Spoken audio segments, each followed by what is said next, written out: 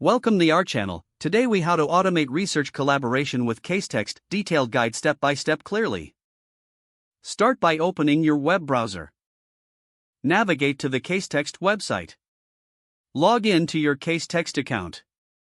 If you don't have an account, create one by following the on-screen prompts. Once logged in, locate the dashboard. Familiarize yourself with the main features available. Select the research option from the main menu. Determine the subject or case you wish to research. Input relevant keywords in the search bar. Use filters to narrow down your search results based on jurisdiction, practice area, or document type.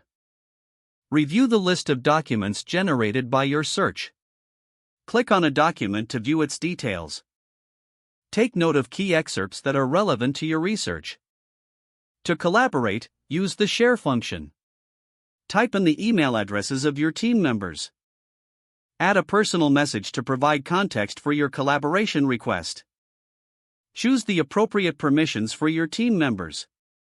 Click Send Invitation to share the document. Monitor your inbox for responses from your collaborators. Engage with feedback or questions raised by your team. Utilize the comment feature within CaseText to discuss specific points. Continue updating the shared document as research progresses.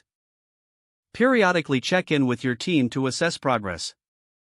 Gather all insights and compile findings into a comprehensive report. Finalize your collaboration by exporting the document as needed. Ensure all team members are aware of the final version. Celebrate the successful completion of your research collaboration. If the page does not load, refresh the browser or try again in a private or incognito window. Don't forget to like this video and subscribe to our channel for more step-by-step tech guides.